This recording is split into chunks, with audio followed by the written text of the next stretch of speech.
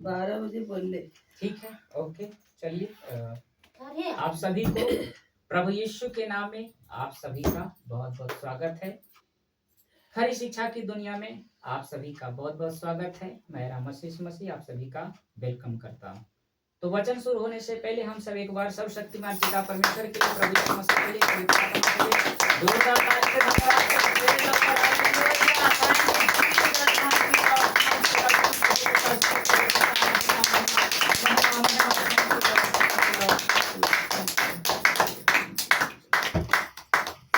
कैसा लग रहा है अभी तक? सब आनंदित हैं? आप लोग YouTube देखते हैं कि नहीं देखते हैं? मेरा तो देखते हैं ना, तो आप लोग देखा करें, सब्सक्राइब कीजिए, ठीक है ना? इस बात को ध्यान रखिएगा। चलिए, हम समय नहीं लेंगे, आगे हम बढ़ेंगे। तो आज के वचन सुनने के लिए कितने लोग तैयार हैं? हाथ उठाइए। सभी लोग तैयार हैं? जी भैया। क्या चाहते हैं कि आज कुछ सीखें? जी भैया। सच में आवाजें आनी चाहिए? जी भैया। ठीक है ना? तो शुरू हो जाएंगे। तो आज का हमारा जो विषय है वो है प्रार्थना से संबंधित।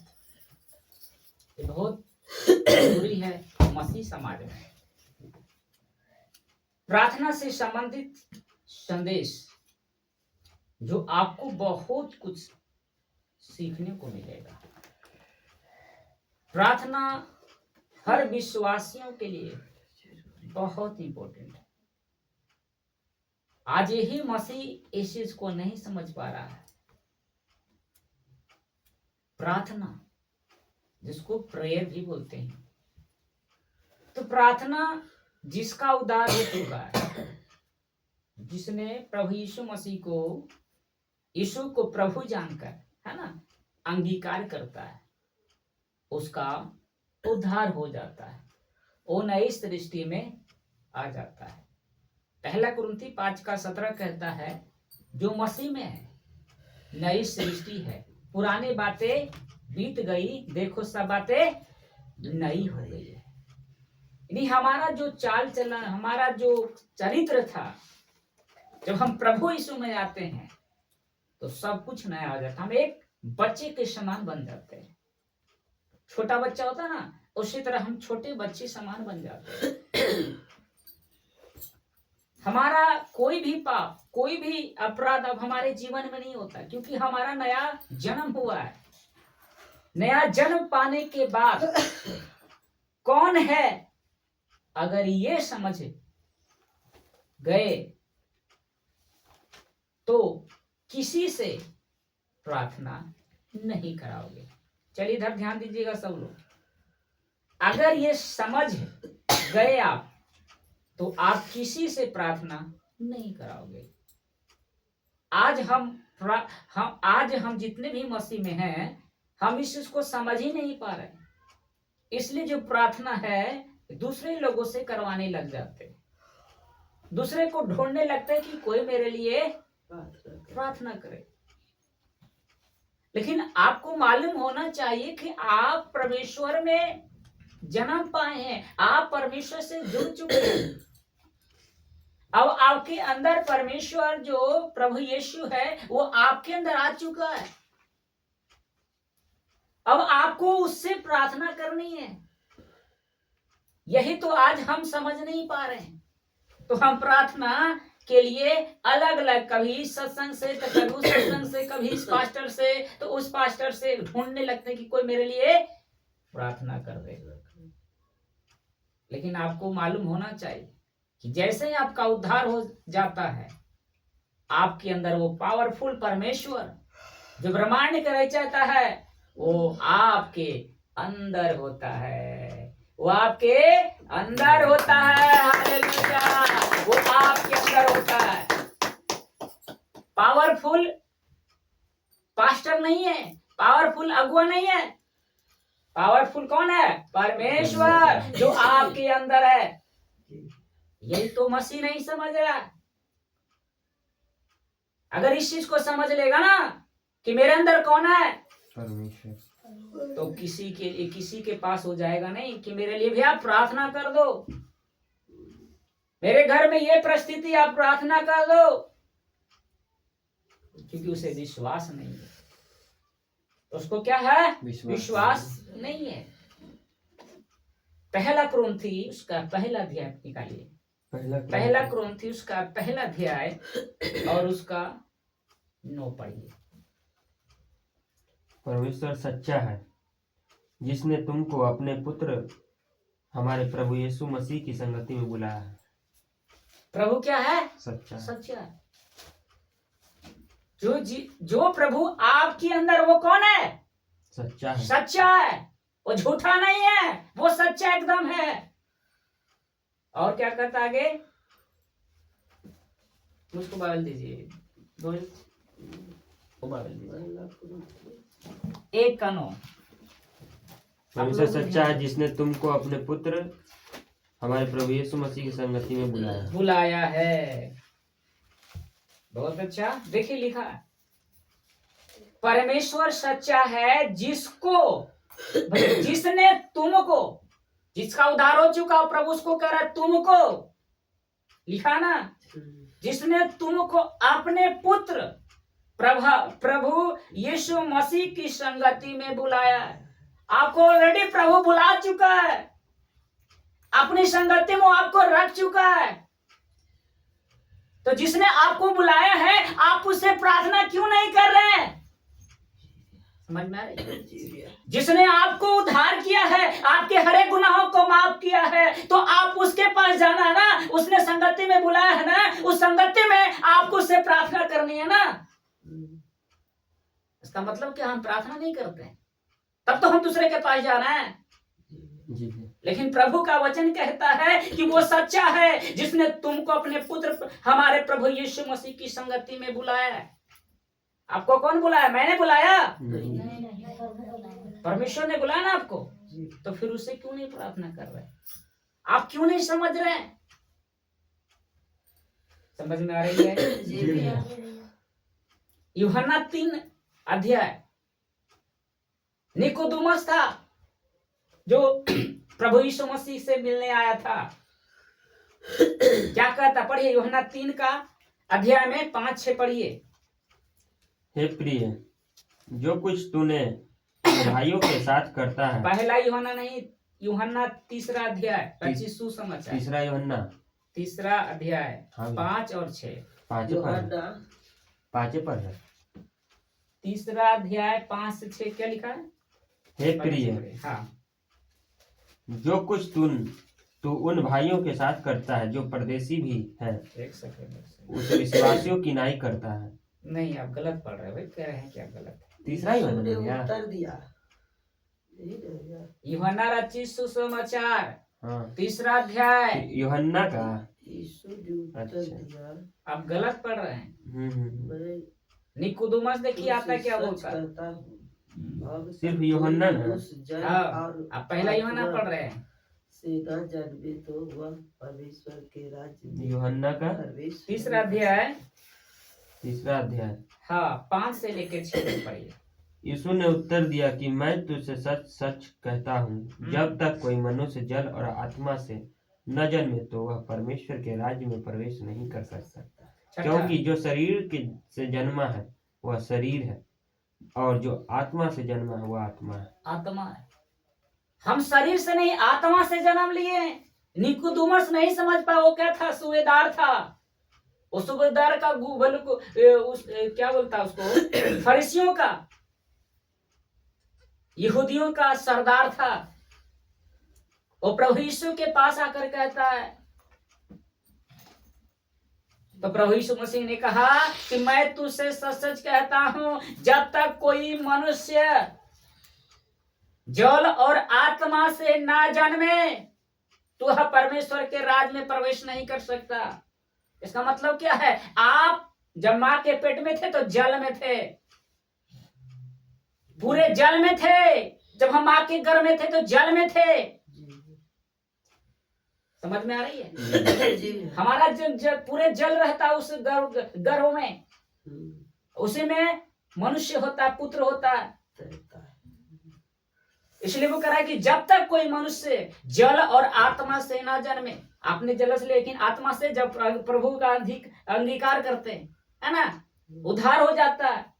जब पानी से बपतिस्मा लेते हैं तो आपको नया जन्म पाता है, उसी समय आप आत्मिक बन जाते हैं। इसलिए लिखा है कि क्योंकि जो शरीर से जन्मा है वह शरीर है, और जो आत्मा से जन्मा है वो आत्मा है। आप आत्मिक बन चुके हैं, इस बात को समझना होगा। मत्ती 18 अध्याय उसका 18, मत्ती रचित सुसमाचार उसका 18 अध्याय उसका 18।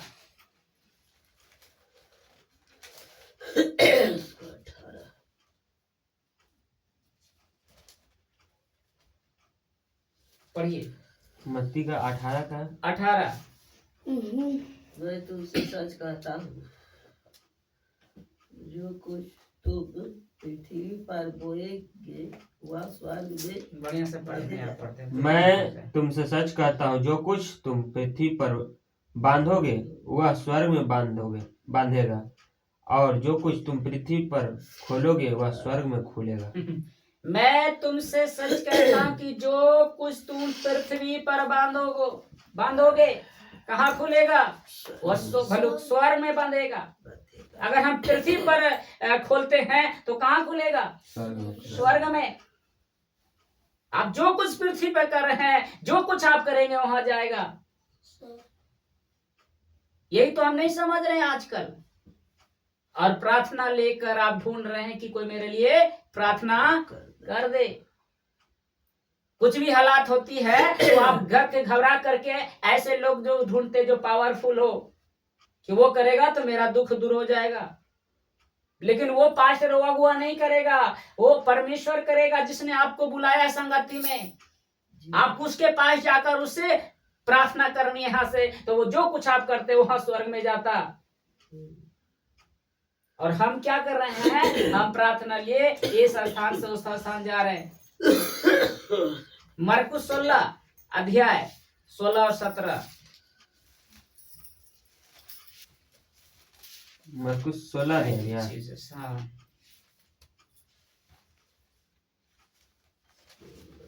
16 का 16। पढ़िए। जो विश्वास करे और बपतिस्मा ले उसी का उद्धार होगा, परंतु जो विश्वास न करेगा वह दोषी ठहराया जाएगा। जो विश्वास करे और बपतिस्मा ले उसी का उद्धार होगा। आपने विश्वास किया, रोमियो 10 का अंगीकार किया, यीशु को प्रभु जानकर अंगीकार किया, आपने विश्वास किया, लेकिन आपने क्या किया? नहीं, बपतिस्मा नहीं लिया।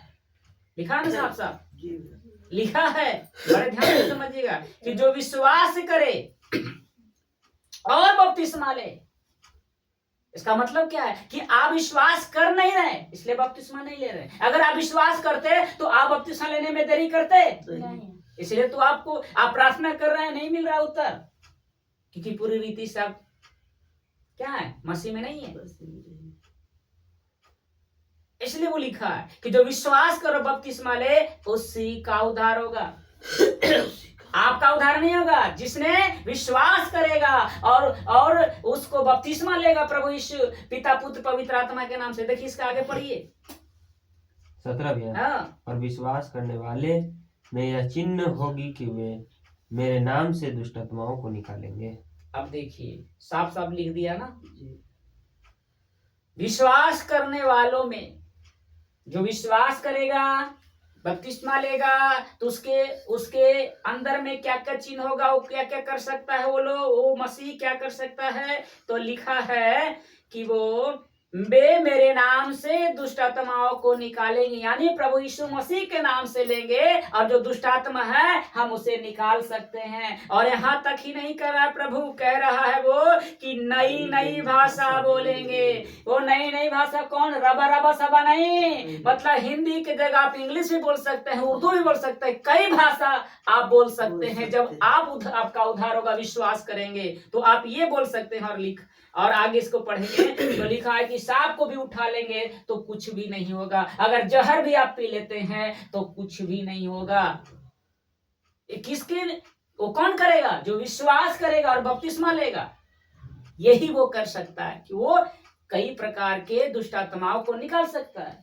वो कई अन्य भाषा बोल सकता है। अन्य मतलब बहुवचन। जो मतलब बिना पढ़ ले।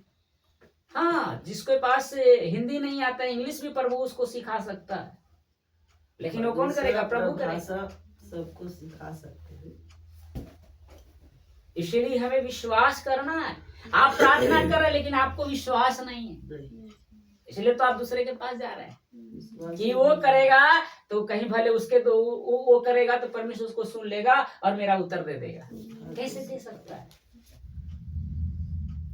वो पवित्र है, वो विश्वास कर रहा है, आप कर ही तो नहीं रहे। जी भैया। अगर आप खुद विश्वास करेंगे और खुद प्रभु के पास जाकर बोलेंगे तो क्या परमेश्वर नहीं सुनेगा? क्या आपको चंगा नहीं करेगा? आपके हालात को दूर करेगा कि नहीं करेगा? करेंगे। यही तो प्रभु कह रहा है। विश्वास करेगा और बपतिस्मा लेगा, वही अन्य भाषा बोलेगा और वही दुष्ट आत्मा निकालेगा। आप क्यों नहीं निकाल रहे? क्योंकि विश्वास नहीं किया, प्लस बपतिस्मा भी नहीं लिए। कैसा लग रहा है अभी तक? बहुत अच्छा भैया। बोलिए सब लोग, कैसा लग रहा है? बहुत अच्छा। इसलिए प्रभु यीशु मसीह ने कहा कि मैं दाखलता हूँ, तुम डालियां हो। यूहन्ना 15:5 पढ़िए। यूहन्ना 15:5। पढ़े। मैं दाखलता हूँ, प्रभु यीशु कहता है। 15 हाँ,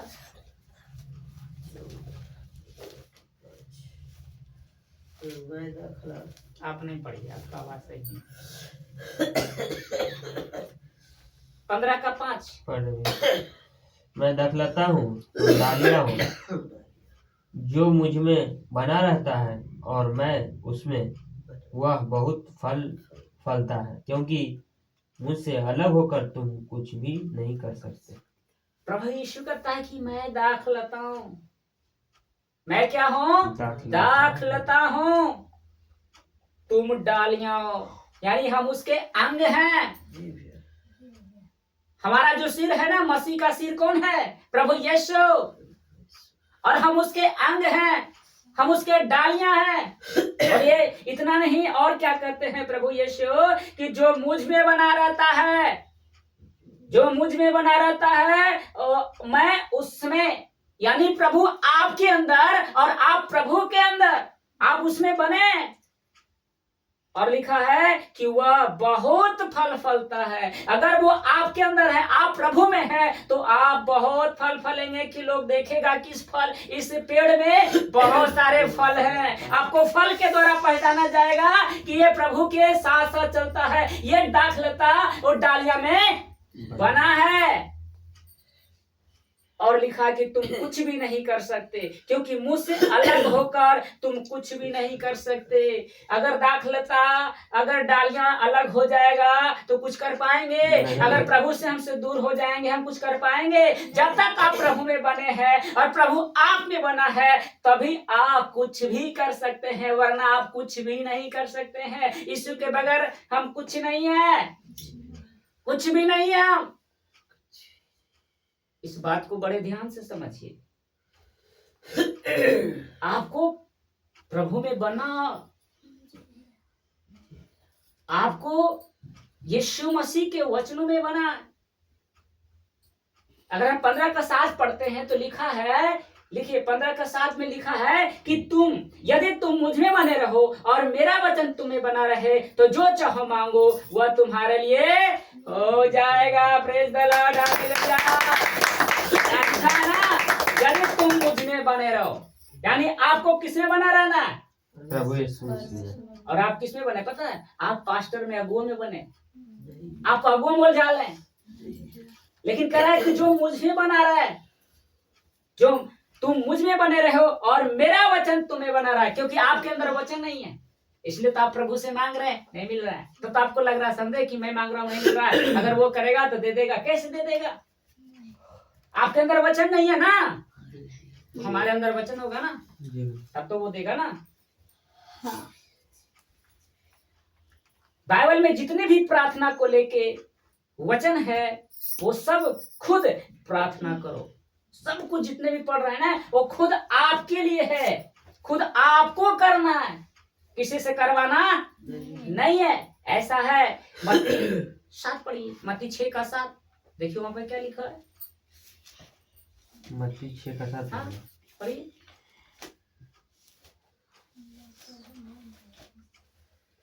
प्रार्थना करते समय अन्य जातियों की नाई बकबक ना करो, क्योंकि वे समझते हैं कि उनके बहुत बोलने से उनकी सुनी जाएगी। क्या लिखा है कि हम प्रार्थना में बहुत बोल रहे हैं, प्रभु ये कर दो वो कर दो, मतलब बकबक कर रहे हैं।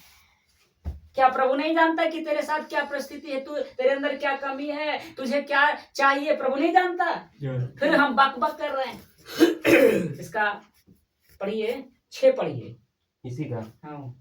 परंतु जब तू प्रार्थना करे तो अपनी कोठरी में जा और द्वार बंद करके अपने पिता से जो गुप्त में है प्रार्थना कर, और तब तेरा पिता जो गुप्त में देखता है तुझे प्रतिफल देगा। अब आप अन्य जाति की तरह प्रभु से मांग रहे थे, जो मन आ रहा है प्रभु से मांग रहे हैं, अन्य जाति की तरह बकबक कर रहे थे, लेकिन आप ये नहीं किए कि आपको जाना था कहाँ? कोठरी में, और खुदा से प्रार्थना करना था। वो जानता है कि तेरी क्या आवश्यकता है, जो गुप्त में वो बोल रहा है कि प्रतिफल देगा। पास्टर देगा प्रतिफल, नहीं, अगुआ देगा प्रतिफल, देने वाला कौन है? परमेश्वर। तो आपको उसके पास जाना है ना। आप कहाँ जा रहे हैं? इस चर्च से कभी उस चर्च में, इस पास्टर से प्रार्थना करवा ले हैं, कभी उससे करवा रहे हैं, आज इस मीटिंग से उस मीटिंग में जा रहे हैं, लेकिन आपका रिलेशन सही है ये नहीं है। आप खुदा के पास नहीं जा रहे हैं, आप लोगों के बीच में जा रहे हैं, तो कैसे परमेश्वर देगा? समझ में आ रहा है? जी भैया। यही तो हमें समझना है। इसलिए मैंने बताया कि प्रार्थना आज बहुत कुछ सीखेंगे, आप बहुत कुछ सीख सकते हैं आज के संदेश से। आपको खुद प्रार्थना करना है। याकूब क्या कहता है? याकूब की पत्री 5 का तेरा क्या कहता है? अगर तुम में से कोई रोगी है तो वह खुद प्रार्थना करे। लिखिए पढ़िए, याकूब की पत्री 5 अध्याय उसका 13 लिखा है। ये तुम्हें कोई दुखी है वह प्रार्थना करे, लिखा है। यदि तुम में कोई दुखी है हो तो वह प्रार्थना करो, यदि आनंदित हो तो वह स्तुति के भजन गाए। आप बताइए, वह लिखा है ना कि दूसरे के बारे में लिखा, वह मतलब खुद। जी भैया। तो आप खुद कर रहे हैं? नहीं कर रहे। 5 के यदि तुम में कोई दुखी है, जितने यहाँ पर उपस्थित हैं, अगर इन सभी में अगर आप दुखी हैं तो क्या लिखा है मेरे प्रियो? वो लिखा है तो वह क्या करे? प्रार्थना कर। यानी वो खुद करे, वो करवाए नहीं किसी से कि भैया मेरे लिए प्रार्थना कर दो, मेरे घर में परिस्थिति आ गई है, मेरे जीवन में बड़ा तूफान आ गया है, आप रोक दो ने। अरे वो रोकेगा नहीं, प्रभु रोकेगा। तो आपको खुद प्रार्थना करनी है। अगर आप चंगे बोले तो स्तुति कीजिए, प्रभु का धन्यवाद दीजिए, हर परिस्थिति में धन्यवाद दीजिए। यही तो कह रहा है बाइबल। यहाँ तो नहीं कह रहा है कि प्रार्थना करवाने के लिए कि तुम जाओ उससे प्रार्थना करवा लो, खुद प्रार्थना करे। साफ साफ बाइबल लिखा है ना, यदि तुम में से कोई दुखी है तो वह मतलब खुद, सिंगुलर, वो खुद प्रार्थना करे। आप जाते हैं प्रार्थना करने, आपको मालूम नहीं कि मैं प्रार्थना करूंगा परमेश्वर नहीं दे, क्योंकि आपको पता है कि मेरे अंदर वो सामर्थ्य नहीं है, मेरे अंदर विश्वास नहीं है, इसलिए आपको लगता है कि मुझसे नहीं परमेश्वर सुनेगा, लेकिन उससे हम करवाएंगे तो सुन लेगा। नहीं, कैसे सुन सकता है? उसकी मर्जी से नहीं सुनेगा। आपके अंदर देख रहा है कि तेरे अंदर कमी क्या है। अगर उस कमी को आप निकाल देगा ना तो आप खुद प्रार्थना करेंगे और खुद आपको क्या करेगा? देगा। जो आपकी इच्छा है, जो मांग रहे हैं वो देगा। ये तो करना। अभी तक कैसा लग रहा है? बहुत अच्छा। बताइए जल्दी जल्दी। बहुत अच्छा भैया। देखिए लिखा है, पहला थिस्सलुनीकियों 5 का 17 में लिखा है कि निरंतर प्रार्थना करो। निरंतर मतलब हर समय, ये ना कि दुखी है तभी हम प्रार्थना करें, निरंतर, लगातार। पहला थिस्सलुनीकियों 5 का 17 है ना, निरंतर प्रार्थना करो, निरंतर प्रार्थना में लगे रहो, निरंतर प्रार्थना में लगे रहो। जब आप दुख होते हैं तब प्रार्थना करते हैं, जब हालात आती है तब आप प्रार्थना करते हैं। प्रभु कहता है कि हालात रहे ना रहे तू आओ और मेरे पास प्रार्थना कर, तब तो मैं तुझे चंगा करूंगा। आप क्या करते हैं? आप दूसरे के पास जाते हैं, आप खुद प्रार्थना नहीं करते। हालात आती है तब आपको नजर, चलो प्रार्थना करते हैं। निरंतर लगातार प्रार्थना में लगे रहो। क्या हम निरंतर प्रार्थना करते हैं? नहीं करते भैया हम सब ठीक हो जाता है तो छोड़ देते हैं, लेकिन जब हालात आती है तो आपको याद आता है कि चलो प्रार्थना करते हैं, चलो अगुओं को फोन करते हैं। यही करते हैं ना? 17 हाँ। पहला थिस्सलुनीकियों है, इधर होगा पहला थिस्सलुनीकियों। थिस्सलुनीकियों। हाँ, मने मने प्रार्थना करते हैं। जहां भी जाइए कोई लिमिट नहीं है, आप चलते चलते प्रार्थना कर सकते हैं, आपको कुछ नहीं होगा। जो भी जहां भी जा रहे हैं प्रार्थना करते रहिए, ये आपको करना है निरंतर। हालात हो चाहे ना हो, हमें अपने पिता के पास जाना। उसी ने तो बुलाया। जी मैंने पढ़ा था ना पहले यूहन्ना 1:9 में पढ़े थे ना कि परमेश्वर सच्चा है, उसकी संगति में उसने तुमको बुलाया है। किसने बुलाया? उसने बुलाया। परमेश्वर ने बुलाया है, तो उसकी संगति में बना रहना हर समय। जी आप और हम, परमेश्वर नहीं जान रहा है कि तू जब हालात आते तब तू मेरे पास आता, फिर तो तू संसार में रहता, फिर तो वही बुरा काम करता, फिर तो वही तू गलत काम करता है। तो कैसे परमेश्वर देगा आपका उत्तर? दे देगा। प्रार्थना निवेदन कौन देता है पता है? प्रार्थना निवेदन कौन देता फिरता है? नहीं, आप समझिए, प्रार्थना निवेदन कौन देते फिरता रहता है पता है? जिसका रिश्ता परमेश्वर से सही नहीं है। वही ना दूसरे के लिए इंतजार करे कि वो प्रार्थना कर देगा। वो प्रार्थना लेके दूसरे के पास जाएगा क्योंकि उसका रिश्ता सही नहीं है। और जिसका सही रिश्ता होगा ना, वो कहीं नहीं जाए। वो जानता है कि मेरा परमेश्वर से रिश्ता सही है, जो मैं बोलूंगा है ना, वो परमेश्वर सुनेगा। तो आप क्यों नहीं कर रहे? जिसका प्रभु यीशु के साथ रिश्ता ठीक नहीं है, वही प्रार्थना निवेदन देता फिरता है। चंगाई क्या है? चंगाई क्या होगा? वही ना है चंगाई। आज ने इससे नहीं हुआ तो आप उसे कराने के लिए तैयार हो जाते हैं। ये सत्संग से जाने मिला तो चलो दूसरे दिन मिल चंगाई के लिए। लेकिन प्रभु क्या कर रहा है? मैं तेरे साथ हूँ, खुद करो। खुद करो, अपने से खुद करो। तो क्या आज से आप करेंगे? प्रार्थना निवेदन देंगे दूसरे को जी भैया। कि ना भैया मेरे लिए प्रार्थना कर दीजिए? नहीं हैं? हालात आ जाती है भैया प्रार्थना कर दीजिए। नहीं अपने खुद करें। आप रिश्ता ठीक कीजिए। अगर आपका रिश्ता सही है ना, तो आप कुछ भी बोल रहे हैं, प्रभु जान रहा है। जैसे सपोज दैट, उदाहरण के तौर पे आप समझ सकते हैं, आपका बच्चा,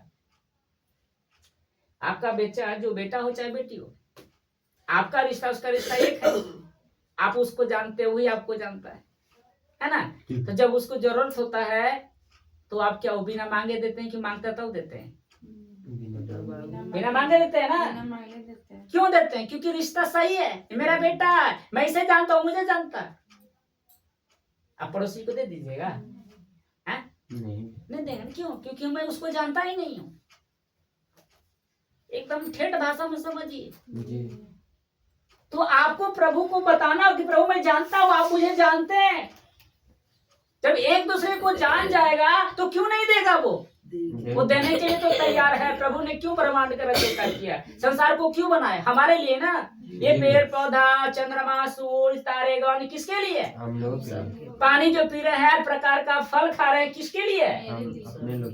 तो बताइए, प्रभु तो आपके लिए सब कुछ दिया, तो आपको चंगाई नहीं देगा? आपके हालात को दूर नहीं करेगा? तो रिश्ता ठीक करो ना, रिश्ता एक करो ना। उसके लिए आपको पवित्रता बनना होगा, प्रभु की आज्ञा को मानना होगा। जो प्रभु कहेगा वो कर, तब रिश्ता होगा ना। आप अपने बेटे का रिश्ता कब होता है? जब आप कहते हो आज्ञा मानते तो रिश्ता सही रहता है ना। अगर एक दिन अगर आप बार बार कह रहे हो वो नहीं मान रहा है, तो जो भी कुछ मांगे आप दीजिएगा? दीजिएगा? क्यों नहीं देंगे? क्योंकि मेरी बात का मान ही नहीं रहा। जो मैं कह रहा हूँ कर ही नहीं रहा, जो मन में आ रहा हो कर रहा है, तो मैं इसका बातें क्यों सुनूंगा? तो प्रभु ये तो कर रहा है कि तू अपनी मनमानी क्यों कर रहा है? कहता है ना, अरे खाता मेरा, पीता मेरा, किडनी मेरा, सांस मेरा, अमर्जी तेरा, सब कुछ उसका। तो मर्जी किसका होगा? परमेश्वर का होगा ना। तो उसका करिए ना। ये तो प्रभु कह रहा है, सब कुछ उसका है, तो मर्जी भी तो उसका चलेगा ना। तो हम अपनी मर्जी घुसा रहे हैं कि नहीं प्रभु मुझे ये करने दे। तो प्रभु कैसे देगा? बोला जा मर्जी कर। उड़ाऊ पुत्र चल जाता, पिता से बाहर हो जाता, पिता मुझे दे दीजिए, अपना हिस्सा दे दीजिए, हिस्सा मेरा दे दीजिए। पहले पुत्र पिता कहता है बेटे कौन सी हिस्से की बात कर, सब कुछ तो तेरा ही है, नहीं मेरा हिस्सा दे दो। और हिस्सा देकर कहाँ चला गया? दूसरे देश चला गया ना। क्या हुआ? पिता से जैसे ही अलग हुआ, क्या हुआ? कंगाल बन गया, सुअरों के साथ खाना पड़ गया उसको। जब तक वो पिता के पास था तो बढ़िया बढ़िया कपड़ा, हर तरह का भोजन खाता था। कैसे? क्योंकि पिता उसके संग था। और जैसे वो दूर हुआ, वो भूखे मरने लगा, तो पता चला कि अच्छा भला मेरा नौकर वहां अच्छा भोजन खा रहा और मैं यहाँ भूखे मर रहा हूं। तो कहता मैं जाऊंगा और उससे माफी मांगूंगा, पिता कि मैंने तेरे दृष्टि में ईश्वर के विरोध में पाप किया है। मन को फिराया ना। जैसे मन को फिराया तो पिता क्या बोलता है कि मेरा बच्चा है, इतना दुबला पतला है, उसके कपड़े फटे हैं, तुरंत कहता जाओ इसके लिए कपड़े लाओ, जूतियां लेकर आओ, अंगूठी लेकर आओ, और कहता जाओ इसके लिए हम लोग खुशियां मनाएंगे, आनंद मनाएंगे, बछड़ा काट कर लाओ। ला ना, आनंद किया ना। तो आप मन को फिरा नहीं रहे, आप खुदा के पास फिर मन फिराकर नहीं आ रहे कि खुदा के पास हम आए कि पिता मुझसे गलती हो गया, मैंने तेरी मर्जी के बगैर गया, तू मर्जी तेरी मर्जी उसमें नहीं था, मैंने वही किया। अब लौट आइए, अब खुदा के पास बैठिए, वो आपको गले लगा लेगा, वो आपको ठुकराएगा नहीं। समझ में आ रहा है? कैसा लग रहा है? बहुत अच्छा। कैसा लग रहा है जल्दी बहुत बताइए। अच्छा लग रहा है। तो रिश्ता ठीक करना है, सबसे पहले आपको रिश्ता ठीक करना है। रिश्ता तभी ठीक होगा जब आप उसकी मर्जी पर चलना शुरू कर देंगे। जिस दिन उसकी मर्जी पर अभिषेक चलना शुरू कर देंगे, आपका रिश्ता ऐसा टूट हो जाएगा, ऐसा टूट हो जाएगा कि शैतान भी उसको तोड़ नहीं सकेगा। रिश्ता जैसे भी हमें परमेश्वर से रिश्ता, पड़ोसी से रिश्ता टूट जाए के लिए भला है, जो बुरा संगति उससे रिश्ता टूट जाए कोई दिक्कत नहीं, लेकिन हमारा रिश्ता परमेश्वर से रिश्ता टूटना नहीं चाहे, चाहे उसके लिए हमें कुछ भी करना पड़े, हमें रिश्ता को हम एक करके रहेंगे, है ना। आगे हम देखेंगे और वचन में देखेंगे। याकूब 1:13 निकालिए। याकूब 1:13। हाँ, याकूब की पत्री 1:13 पढ़िए। याकूब की पत्री थैंक यू जीसस। जब किसी की परीक्षा हो तो वह यह न कहे कि मेरी परीक्षा परमेश्वर की ओर से होती है, क्योंकि न तो बुरी बातों से परमेश्वर की परीक्षा हो सकती है और न वह किसी की परीक्षा आप करता है। अब देखिए मेरे भाई, बड़े ध्यान से सुनिएगा। लिखा है 13 में, याकूब की पत्री में लिखा है कि जब किसी की परीक्षा हो तो यह ना कहे कि मेरी परीक्षा परमेश्वर की ओर से होती है। आप परीक्षा कम हालात में पड़ जाते, पता है, जब आप हालात में पड़े होते हैं, आपकी परीक्षा होती है, शैतान आपको परीक्षा लेता है, तो आप कहते हैं, हम विश्वासी क्या कहता है कि परमेश्वर मेरी परीक्षा कर रहा है। क्या परमेश्वर परीक्षा करेगा? क्या अपने बेटे को परीक्षा लेगा? तो यही तो कह रहा है कि लिखा है कि जब किसी को परीक्षा हो तो यह ना कहे कि मेरी परीक्षा परमेश्वर की ओर से होता है, क्योंकि ना तो बुरी बातों से परमेश्वर की परीक्षा हो सकती है और न वह किसी को परीक्षा आप करता है। वो गलत भी रहे फिर वो परीक्षा नहीं करता। परीक्षा कौन करता है? वो शैतान आपकी गलती से परीक्षा वो कर लेता है, परमेश्वर नहीं करता। बुरी भी इच्छा से वो नहीं करता है। और हम लोग दोष लगाते हैं, परमेश्वर मेरे साथ ऐसा क्यों कर रहे हैं? हम तो सत्संग में जाते हैं, हम तो संगति भी करते हैं, मेरे पास हाल आते हैं, मेरा बच्चा ठीक नहीं हो रहा है, मेरा पति ठीक नहीं हो रहा है। आप किस पर दोष लगा रहे हैं? परमेश्वर कह रहा ना कि परीक्षा क्यों किया। परीक्षा जब आए ना तो और हमें संभालना चाहिए कि परीक्षा आ रहा है, हमें बचना है। यीशु का परीक्षा नहीं हुआ क्या? क्या परमेश्वर पर दोष लगा दिया? वो तो परीक्षा का सामना किया, उस परीक्षा का सामना किया। अगर आपकी जीवन परीक्षा आ रही है, अगर आपका पति ऐसा वैसा है, आपका पत्नी ऐसा, भाई ऐसा है, पड़ोसी ऐसा है, तो ये परीक्षा की घड़ी है। उस परीक्षा में हमें स्थिर रहना है और उस परीक्षा को सामना करना है। प्रभु यीशु के नाम से उसका सामना करेंगे, उसका सामना करेंगे, भागे नहीं, डरेंगे नहीं, हताश नहीं होंगे कि मेरे साथ ऐसा परिस्थिति क्यों आ गया। अय्यूब क्या किया? अय्यूब के साथ कितनी परिस्थिति आया, क्या वो डरा? अरे 7 बेटा 3 बेटी मर जाता है, उसका गरीब अमीर से कंगाल हो जाता है, करोड़पति से रोडपति होता है, यहाँ तक कि शरीर भी उसका साथ नहीं देता। क्या उसने दोष लगाया? क्या कहा कि मैं माँ के पेट से नंगा निकला, नंगा ही लौट जाऊंगा।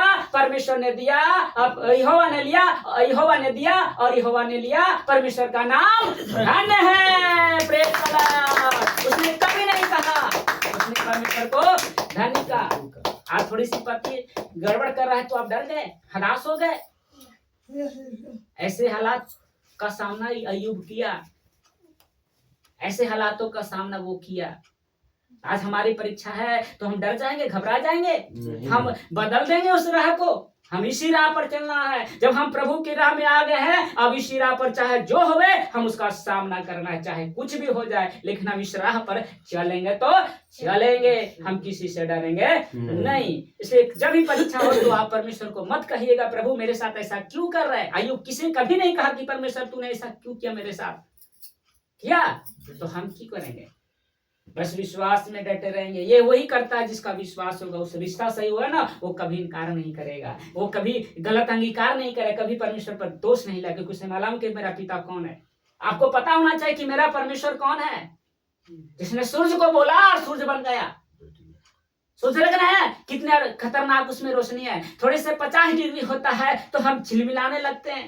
50 डिग्री में कैसे लगता है कि अब मेरा शरीर नहीं रहा, जल रहा है। तो उसको किसने बनाया?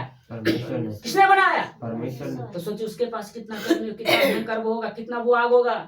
सूर्य को हम अच्छा तरह से नहीं देख पाएंगे, आग से देख सकते हैं तो उसको बनाया, सोचिए कितना आग होगा, उसको कौन देख सकता है। आप उसके बेटा और बेटी हैं और हालात से डर गए, घबरा गए और खुदा पर कहे खुदा तूने मेरे साथ ऐसा क्यों किया। यही करते हैं ना हम लोग। 14 पढ़िए भैया इसी का। परंतु प्रत्येक व्यक्ति अपनी ही अभिलाषा में खींचकर और फंसकर परीक्षा में पड़ता है। अब यहाँ पर देखिए 14 में लिखा है कि परंतु प्रत्येक व्यक्ति, यानी हर वो व्यक्ति जो प्रभु को जानता है, हर वो व्यक्ति लिखा है कि अपने ही अभिलाषा में खींचकर और फंसकर परीक्षा में पड़ता है। यानी संसार को अभिलाषा देकर, है ना, आंखों की अभिलाषा देकर वो व्यक्ति खुद ही परीक्षा में पड़ जाता है, खुद भी हालात में चला जाता है, क्योंकि आपने अभिलाषा किया। लिखा ना, अपनी अभिलाषा, अपनी ही अभिलाषा से खींचकर, अपने ही अभिलाषा से खींचकर वो क्या होता है, फंस जाता है, वो परीक्षा में पड़ जाता है। जी भैया इसी का 15 इसी का। फिर अभिलाषा गर्भवती होकर पाप को जन्मती है और पाप जब बढ़ जाता है तो मृत्यु को उत्पन्न करता है।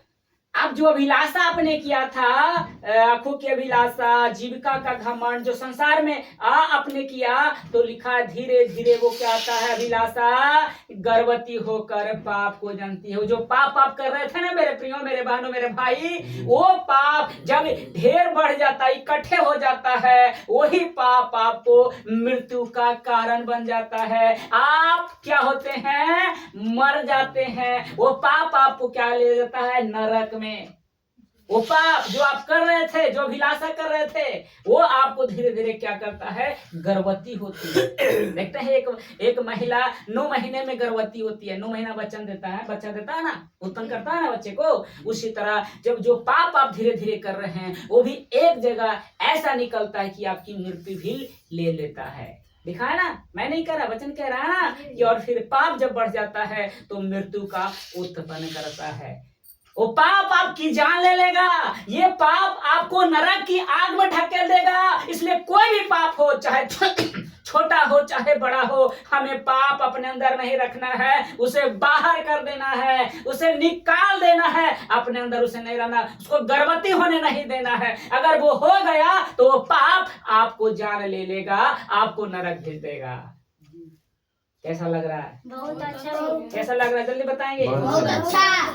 यूहन्ना रचित सुसमाचार 5 अध्याय 13 और 14 पढ़िए। यूहन्ना रचित सुसमाचार उसका 5 अध्याय 13 और 14।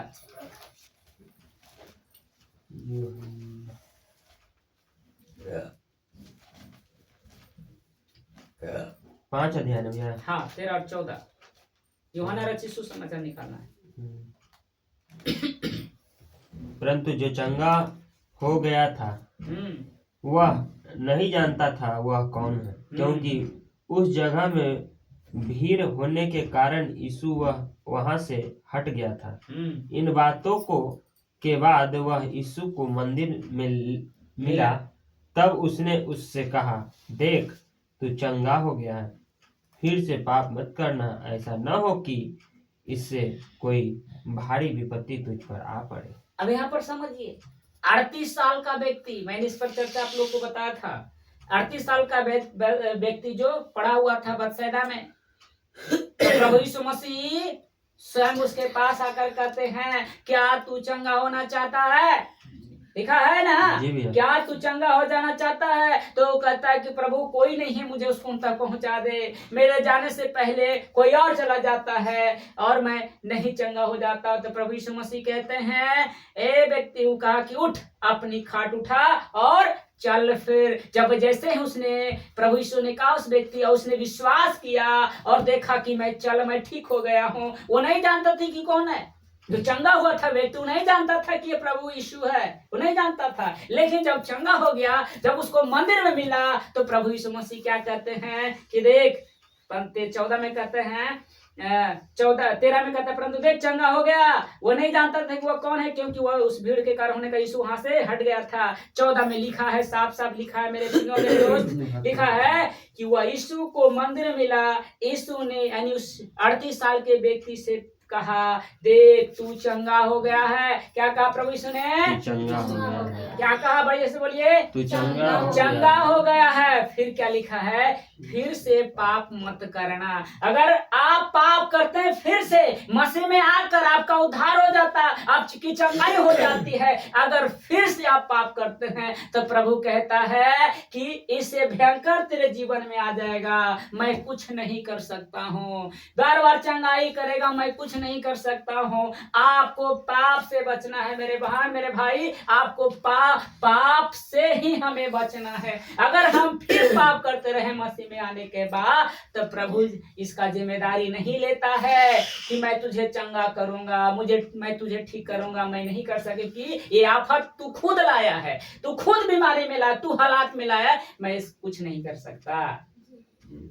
प्रभु आपका साथ नहीं देगा, साथ उसी का देगा प्रभु जो उसके मर्जी पर चलता है। आप चंगाई मिल गया, आपको पाप से बच कर रहना है, तभी वो आपका साथ दे सकता है। वरना जानबूझकर आप पाप किया हुआ पाप वो कभी माफ नहीं होगा, यानी नहीं करेगा। तो हमें पाप से बचना है कि नहीं बचना? प्रभु यीशु ने कह दिया कि देख तू चंगा हो गया, नहीं आप और हम क्या हो गए? चंगे होंगे। तो फिर से पाप नहीं करना। लेकिन हम डेली पाप करते हैं, डेली पाप कर रहे हैं, तो पाप धीरे धीरे आपके जगह इकट्ठा हो रहा है ना। है?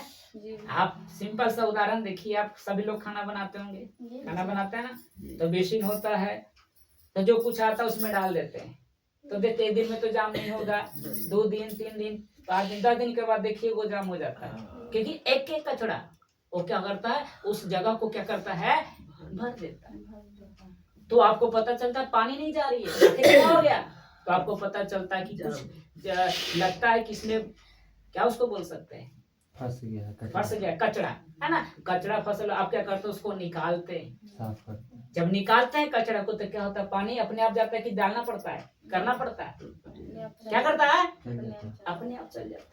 यही तो आपको करना है, हर वो कचड़ा को अपन अंदर आने नहीं देना, उसको निकालते जाना है। तो देखिएगा कभी भी आप पाप में नहीं फंसेंगे, हालात में नहीं फंसे। अगर शैतान आपको परीक्षा में ला रहा है, तो प्रभु तो आपके साथ है ना। ये अय्यूब के साथ कौन परीक्षा लिया? शैतान लिया, प्रभु थोड़ा लिया। तो उसके साथ कौन था? परमेश्वर था ना। तो परमेश्वर बचाया कि नहीं बचाया? उसको दुनिया आशीष दिया कि नहीं दिया? दिया कि नहीं दिया? है? ये अगर आप अय्यूब पढ़ेंगे ना, तो 10:13 में क्या लिखा है, 5:10 में देखिए अय्यूब की पुस्तक में, पुराना नियम में देखिए क्या लिखा है कि मैं सोने के समान निकलूंगा। 10:13 में शायद होगा, अब आ गया है पर, तो इसको भी क्लियर कर देते हैं। 10:23 पढ़िए, 23 में शायद पढ़िए, तो 23 में क्या लिखा है? 10:23 22 तक है भैया, 22 तक है।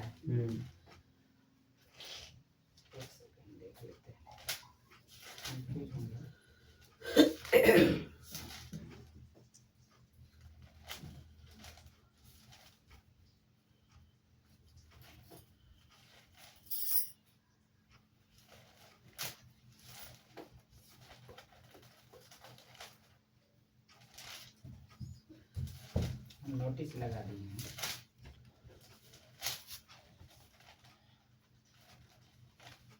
अच्छा, 23 का 10 है, उल्टा पड़ रहा है। अच्छा 23 का आयु 23 का 10 23 का 10 था। पढ़िए 23 का 10।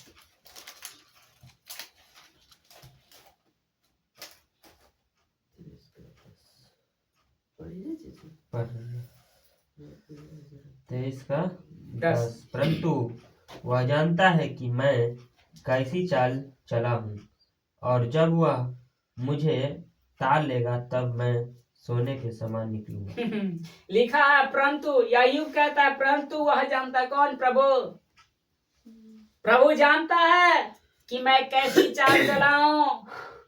ये मेरे जो परीक्षा आ रही है, उस परीक्षा में मैंने धैर्य नहीं खोया, मैंने दोष नहीं लगाया। वो जान रहा है, जिसने मुझे चुना है ना, जिसने मुझे बुलाया ना, वो जान रहा है कि मैंने कोई पाप नहीं किया है, मैंने कोई गलती नहीं की है। वो जानता है। और ऐसा लिखा है कि जब वह मुझे परख लेगा, जब परीक्षा से मैं पास हो जाऊंगा, परीक्षा में सफल हो जाऊंगा, तो मैं क्या निकलूंगा? सोने के समान निकलूंगा। हालेलुया, सोने के समान निकलूंगा।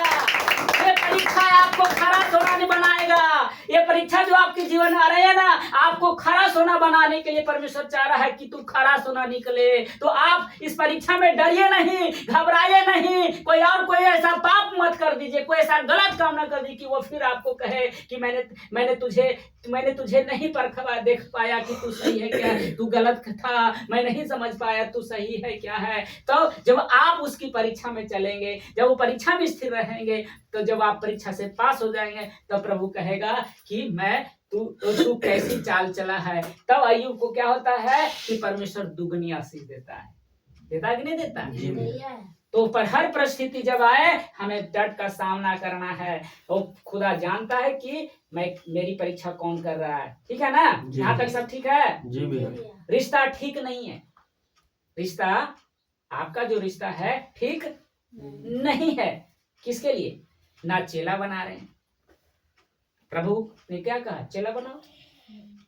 मत्ती 28 का अगर 18-19 पढ़ेंगे ना, तो वहां लिखा है कि चेला बनाओ, जो कुछ मैंने आज्ञा देना सिखाया तुम सिखाओ, और पिता पुत्र के नाम से बपतिस्मा। चेला बनाओ। तो आप चेला नहीं बना रहे, ठीक है ना चेला बना रहे हैं, ना सुसमाचार सुना रहे हैं, ना उसका राज बढ़ा रहे हैं, नहीं बढ़ा रहे हैं। और ऊपर से प्रार्थना निवेदन दे रहे हैं कि प्रभु, दूसरे के साथ बोल रहे हैं कि भैया मेरे लिए प्रार्थना कर दो, पास्टर जी मेरे लिए प्रार्थना कर दो, लीडर दीदी आप मेरे लिए प्रार्थना कर दो, मेरे लिए चंगाई कर दो। ये कर रहे हैं। आपको चेला बनाना है, आपको सुसमाचार सुनाना है, उसके राज को बढ़ाना है। तो प्रभु नहीं देखेगा कि ये रात दिन मेरे कामों में लगा है, मेरी परिस्थिति में, हर परिस्थिति होते हुए भी मेरा सुसमाचार सुना रहा है और लोगों को मेरा शिक्षा ये दे रहा है। तो प्रभु आपको चंगाई नहीं करेगा, आपके हालात को बदलेगा कि नहीं बदलेगा। आप यही तो नहीं कर रहे हैं, और प्रार्थना लेकर कभी उसके पास तो कभी इसके पास, तो कभी पीछे, कभी आगे, दाएं, आगे ऊपर नीचे कर रहे हैं। तो परमेश्वर क्या करेगा? क्या करेगा? तो सबसे पहला काम है उसका। मत्ती 6:33 क्या लिखा है कि तू पहले उसके धर्म में राज की खोज कर, तुझे वस्तुएं मिल जाएगी, रहने का, खाने का, पीने का, सब कुछ परमेश्वर आपको दे देगा। लेकिन हम उसी का तो सुसमाचार नहीं सुना रहे, उसी का तो राज्य को नहीं बढ़ा रहे, चेला नहीं बना रहे हैं, और हम प्रार्थना लेके घूम रहे हैं। दीदी है प्रार्थना कर दीजिए ना भैया, देखें मेरे साथ हालात आगे है, दीदी मेरे साथ ये परिस्थिति, आप प्रार्थना कर दो ना। यही कर रहे हैं ना, ये हम कर रहे हैं ना। आप सब सुसमाचार कहाँ सुना रहे? आपका उद्धार हो गया बस, मेरा मतलब है, दूसरे से क्या मतलब है? यही नहीं कर रहा है। आज आना था प्रभु के बारे में, कितने लोग आए? कहाँ है? तो प्रभु कैसे आपको ठीक करेगा? आपकी परिस्थिति को कैसा परिस्थिति समझेगा? समझिएगा। जब आप उसके समझ नहीं रहे तो वो कैसे समझेगा आपको? हाथ दोनों ताली से नहीं बजता मेरे भैया। रोटी बनाते हैं, क्या एक हाथ से रोटी बन जाएगा? पहले दोनों हाथ लगाते हैं ना। एक हाथ परमेश्वर, एक हाथ आप रहेंगे तो ना ताली बजेगा। जो आप सोचते हैं कि एक ही हाथ से हम परमेश्वर से ताली बजवा ले, तो संभव है? उसका साथ देना होगा, उसकी मर्जी के अनुसार चलना है, तब तो वो आपको साथ देगा। तो ये बहुत जरूरी है और लिखा है कि और ऊपर से प्रार्थना निवेदन दे रहे हैं। लूका 6:46 पढ़िए। लूका 6:46 जल्दी पढ़िए, हम लोग खत्म करेंगे। लूका 6:46। लूका 6:46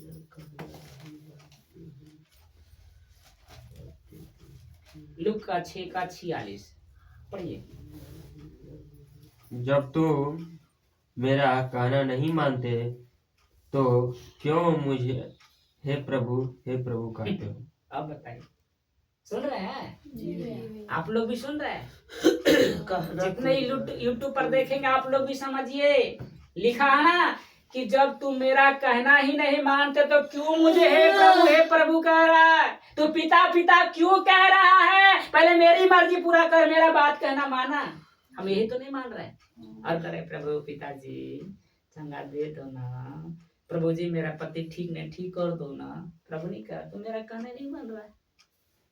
ये वचन कह रहा है कि मैं कह रहा हूँ? वचन बोलिए कौन कह रहा है? वचन वचन कहता है। कह रहा है भैया। वचन कह रहा ना कि जब तुम मेरा कहना नहीं मानते हो तो क्यों मुझे हे प्रभु करते हो। आज जितने भी लोग प्रार्थना दूसरे से करवाते हैं, आप लोग भी क्यों प्रभु प्रभु करते रहते हैं? आप क्यों प्रभु से करें? उसकी मर्जी मानो ना, उसका कहना मानो ना, चंगाई अपने आप हो जाएगा, आपके हालात अपने आप दूर हो जाएंगे। ये पहले करो ना।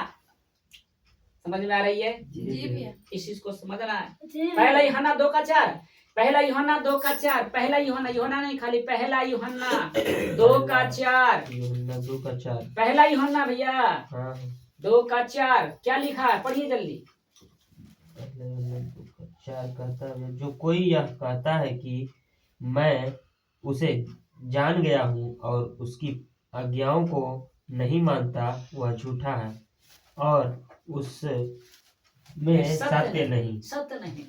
अब बताइए बाइबल क्या कह रही है कि जो कोई ये कहता है, अगर आप कह रहे हैं चाहे हम कह रहे हैं, बड़े ध्यान से समझिएगा, मैं उसे जान गए, यानी आप प्रभु को जान गए। प्रभु को आप जान गए, जान। यीशु को आप जान रहे हैं कि प्रभु यीशु कौन है, आप जान गए। लेकिन यहाँ पर आगे लिखा है और उसकी आज्ञाओं को नहीं मानता। आप कह रहे हैं कि यीशु को मैं जानता हूँ और उसकी आज्ञा आप नहीं मान रहे, इसका मतलब आप झूठ बोल रहे हैं। इसका मतलब क्या कर रहे हैं? झूठ बोल रहे हैं। आप झूठ बोल रहे हैं। प्रभु कह रहा है कि तू कैसे जान गया? अगर तू मेरी आज्ञा का पालन करता, अगर तू मेरी आज्ञा मानता तो कह सकता था कि मैं प्रभु को, मैं तुझे जानता हूँ। यहाँ तो तू झूठ बोल रहा है। प्रभु पकड़ लिया, प्रभु आपको पकड़ लिया कि तू झूठा है, तू मेरा बेटी नहीं है, तू झूठ बोल रही है।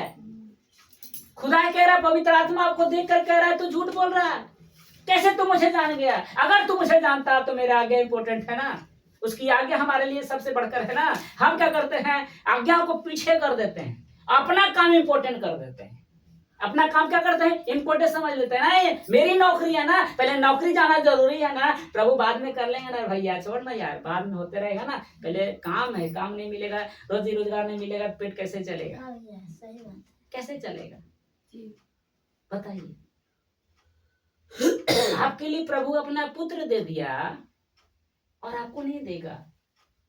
आप कैसे कह रहे हैं? आप खाना खिला रहे हैं, अपने बच्चों को पालना पोषण आप कर रहे हैं। आज हर वो माँ बाप चाहे हम कहते हैं कि वो मुझे खिला रहा है, खिलाने वाला कौन है? प्रभु है। तो फिर हम कैसे कह सकते हैं अपने बच्चों को हम खिला रहे हैं?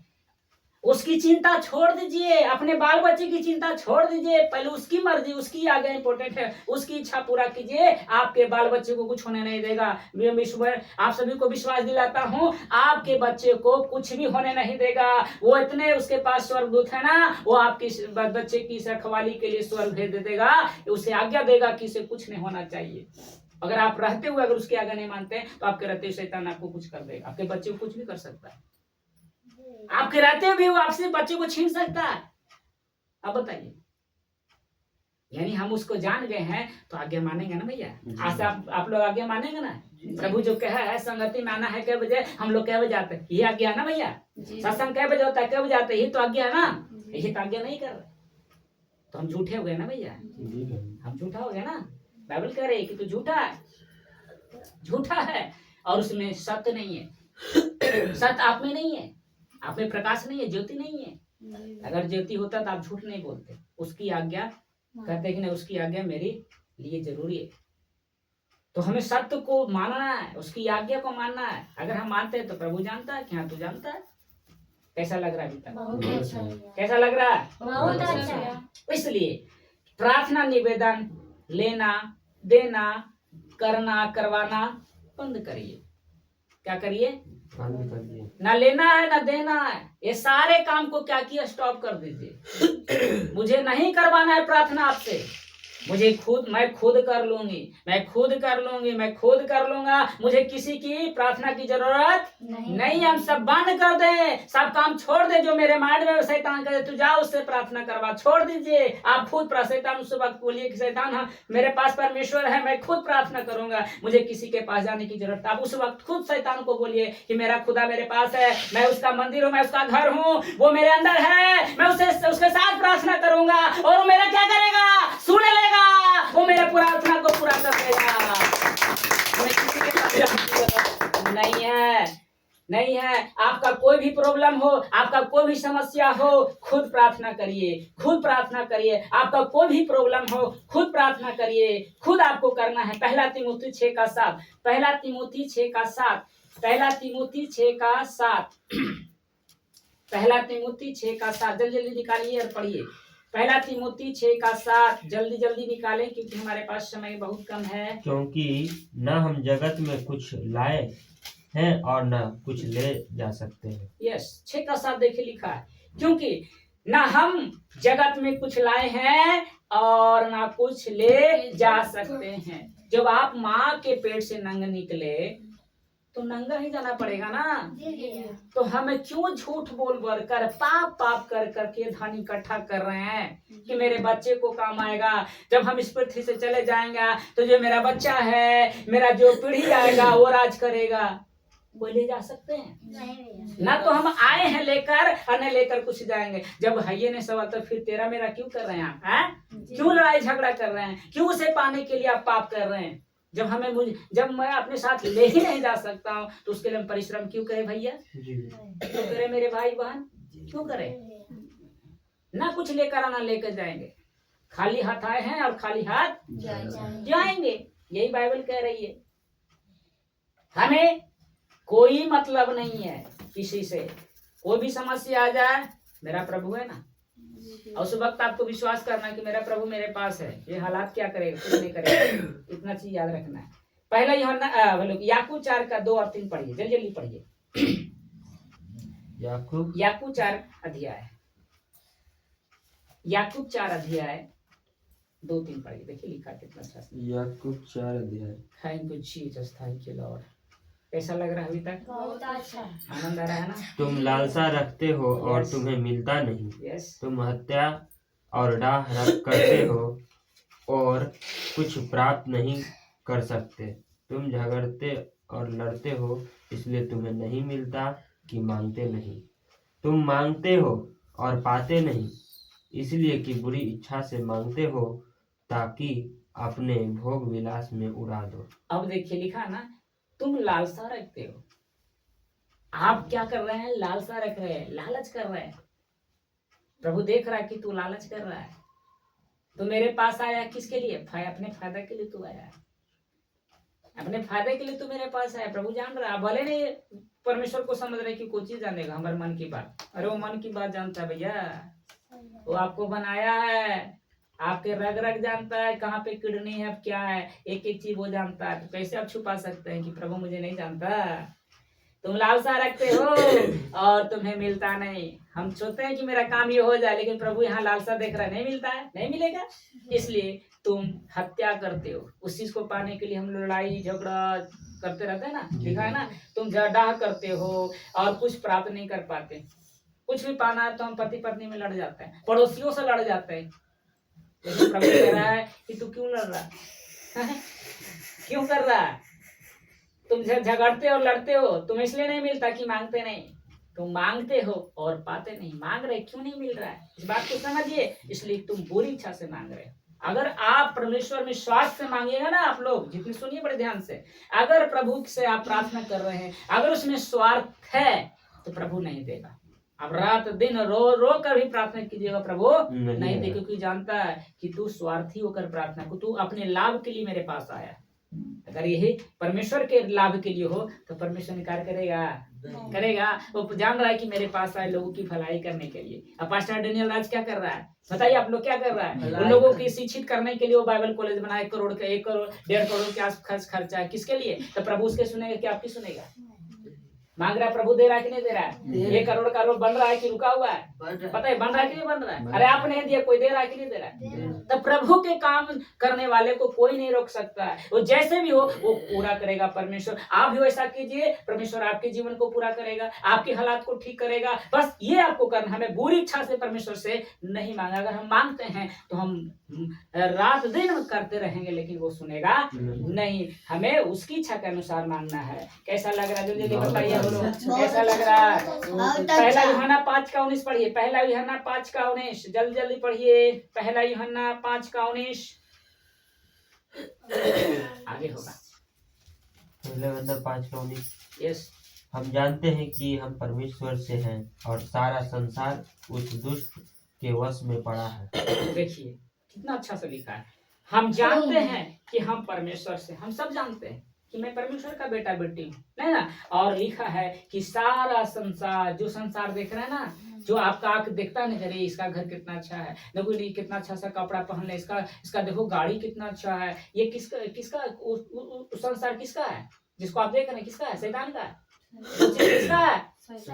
शैतान का है। हम उसी चीज देखकर पाप करते हैं, मन में लालच करते हैं, उसी देखकर कह रहे मेरा पड़ोसी कितना अच्छा है, वो प्रभु में, फिर भी देखो तो उसके पास सब कुछ नहीं, प्रभु में मुझे कुछ नहीं है, मैं हालात में जी रहा हूँ, ये चीज हमें नहीं मिल रहा है ना? तो किसकी ओर से? शैतान की ओर से। सारा संसार उसके वश में पड़ा है। लेकिन हम जान रहे हैं कि मैं किसी के वश में नहीं हूँ, हम परमेश्वर के हैं। ये कह रहा है मत्ती 24:24। मत्ती 24:24 देखिए लिखा है क्या? मत्ती 24:24 भलो भैया लुक का पढ़िए। हाँ मत्ती 24:24 ठीक है। मत्ती 24:24 देखिए क्या लिखा है। मत्ती 24:24 देखिए क्या क्या हो रहा है, पढ़िए। मत्ती 24:24 भैया। हाँ पढ़िए। क्योंकि झूठे मसीह और झूठे भविष्यद्वक्ता उठ खड़े होंगे और बड़े चिन्ह और अद्भुत काम दिखाएंगे कि यदि हो सके तो चुने हुए को भी भरमा दे। आप समझिए 21वीं जो सदी चल रही है, इस सदी में झूठे भविष्यवक्ता उठ खड़े हो चुके हैं। इस 21वीं सदी में जो झूठा पास्टर बनेगा, झूठा जो बड़े बड़े चमत्कार करके आपको दिखा देगा, सुनिए बड़े ध्यान से, वो पास्टर क्या करेगा, वो लीडर क्या करेगा, जो शैतान की ओर से है, वो चमत्कार करके दिखा देगा और आप क्या करेंगे? विश्वास कर लेंगे। यहाँ लिखा है कि हो सके जो चुना हुआ है ना, वो भी यहाँ तक लिखा है भरमा दिया जाएगा। आप किसको देकर, चमत्कार को देकर कहोगे कि सच में पावरफुल पास्टर है, सच में परमेश्वर इसके साथ सामर्थ्य है, तब तो कर रहा है। लेकिन बाइबल क्या कर रहा है? वो झूठा है, झूठा है। समझ रहे हैं आप लोग? आप जहां जा रहे हैं, अगर बड़े बड़े मिरेकल करके दिखा रहा है, आप उसके चक्कर में आ गए, चमत्कार दिखाया और उसके फिर आदमी आ गए, रे तो चमत्कार के दिखा रहा, सही कर रहा, चलो इसके साथ हम चलेंगे। तो लिखा है कि हो सके चुनो को भी भरमा देगा। अगर आप कितना भी विश्वासी क्यों नहीं, आप भी भटक जाइएगा। यही तो चल रहा है आज, 21 सदी में ही तो चल रहा है। जहां चमत्कार हो देखिए करोड़ों लाखों लोग भीड़ है। देखिए ना आप, ऐसा सर पास्टर देखिए, जगह पास्टर देखिए चमत्कार कर रहा है। और मूर्ख कलेसिया भी है। मूर्ख क्या है? कलेसिया जो जा रहा है वो भी ऐसे ही लोगों को खोजता है कि जो मुझे चमत्कार करके दिखा दे, मुझे राजा बना दे। आज ऐसी प्रार्थना करवाने के लिए जाता है, वो सोचता है कि मैं राजा बन जाऊं। अब बताए प्रभु यीशु मसीह राजा बनाने के लिए आए थे, पृथ्वी के लिए आए थे, वो राजा बनाने के लिए। राजा कहाँ बनाने के लिए आए थे? स्वर्ग। तो फिर आप क्या कर रहे हैं? संसार की वस्तु पर क्यों मन लगा रहे हैं? जो लोग आशीष की बारिश वाला प्रार्थना करवाता है, चंगाई करता है, मैं कहता हूँ हाँ बच जाइए। ऐसे लोगों के पास मत जाइए तो अभी भरमा दिया जाएगा। लिखा चुना हुआ तक भी क्या करेगा? भरमा दिया जाएगा। ठीक है ना। आज 90% मसीहत क्या अपाहिज है, अपाहिज मतलब लकवा, ठीक है ना, अपाहिज उसको बोलता है, ठीक है ना। प्रार्थना के क्षेत्र में, प्रार्थना के क्षेत्र में क्या सब अपाहिज है, प्रार्थना खुद नहीं करेगा लेकिन दूसरे के पास जाएगा, जी भैया। कुछ भी हालात आएगा खुद नहीं परमेश्वर से प्रार्थना करेगा, जाएगा भैया मेरे पास हालात आ गया, मेरे परिस्थिति आ गया है, यानी अपाहिज हो गया ना वो, जी भैया। अपाहिज ना करेगा। अब जो पैर नहीं हाथ नहीं क्या करेगा, बैठ के बोले करेगा मुझे खिला दो कुछ अपने हाथ से। जब आपके पास हाथ है पैर सलाम है तो फिर हम दूसरी जगह क्यों फैलाएंगे। जी भैया। अपाहिज हमें नहीं बनना है, लेकिन आज मसीहत क्या हो गया, अपाहिज बन चुका है प्रार्थना के क्षेत्र में, ठीक है ना। समय तो नहीं है, बहुत सारा है। हाँ हमें प्रार्थना करनी चाहिए सुसमाचार के लिए, हाँ प्रार्थना करनी किसके लिए, सुसमाचार के लिए, कलेसिया के लिए, सेवकों के लिए, यानी सेवक जो पास्टर वहाँ का वह, उसके लिए हम प्रार्थना करेंगे।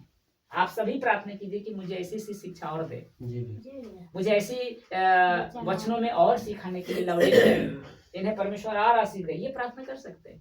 कलेसिया को बढ़ाना, प्रभु का राज बढ़ाना, इसके लिए प्रार्थना कर सकते जी। हैं। लेकिन अब चंगाई के लिए प्रार्थना करेंगे, करवाएंगे, ये गलत है। तो क्या करना है, गलत है। नए लोगों के लिए जो बीमार हैं उसके लिए प्रार्थना करेंगे, अविश्वासियों के लिए, अपने परिवार के लिए, देश के लिए क्या करेंगे, प्रार्थना हम कर सकते हैं। पौलुस की प्रार्थना क्या थी, यही थी। पौलुस की प्रार्थना यही थी। कुलुस्सी 4:3 पढ़िए, 2 को आप पढ़ के खत्म करेंगे। कुलुस्सियों। हाँ कुलुस्सी 4:3, तो ये पौलुस की प्रार्थना यही थी, कुलुस्सी 4:3। और इसके साथ ही साथ हमारे लिए भी प्रार्थना करते रहो कि परमेश्वर हमारे लिए वचन सुनाने का ऐसा द्वार खोल दे कि हम मसीह के उस भेद का वर्णन कर सकें जिसके कारण मैं कैद में अब हूँ। देखिए पौलुस खुद करा कि तुम सब मेरे लिए प्रार्थना करो, क्यों करो, जी भैया। क्योंकि मैं कैद में हूँ।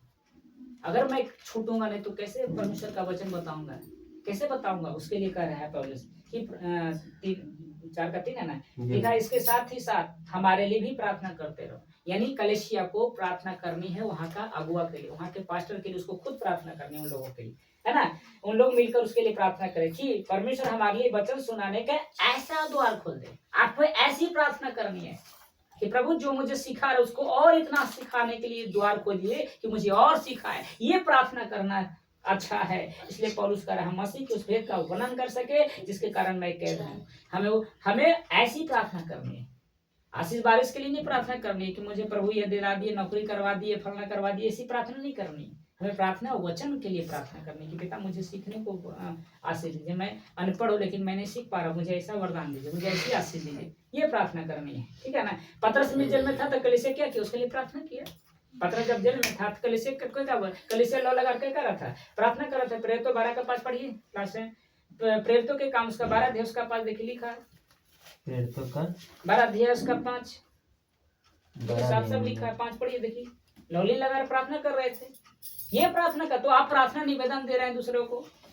आप थोड़ी सी बीमार होता है, माथा चक्कर हो गया, पेट दर्द हुआ, भैया प्रार्थना कर दो ना। खुद आपको प्रार्थना करनी है, किसी से प्रार्थना निवेदन देने की जरूरत नहीं है। 100 बंदी गृह में पतरस की रखवाली हो रही थी, परंतु कलीसिया उसके लिए लौ लगाकर परमेश्वर से प्रार्थना कर रही अब कौन थी। प्रार्थना कर रहा था, वो पतरस प्रार्थना कर रहा था कि कलीसिया प्रार्थना कर रहा था? कलीसिया। तो आप कह रहे हैं कि भैया मेरे लिए प्रार्थना कर दो, बोलिए सब लोग। जी जी भैया। भैया। हम सभी को और हमें सभी को प्रार्थना करना उसके लिए, वहाँ के वो के लिए जो सिखा रहा है जी भैया। उसके लिए प्रार्थना करना है कि मुझे इन लोग को पिता और आशीष दीजिए, मुझे और ऐसे सिखा सके। ये प्रार्थना करने के लिए परमेश्वर ने सुना है। तो आज का संदेश कैसा लगा सभी बहुत लोगों को? अच्छा बोले पिता परमेश्वर जो प्रार्थना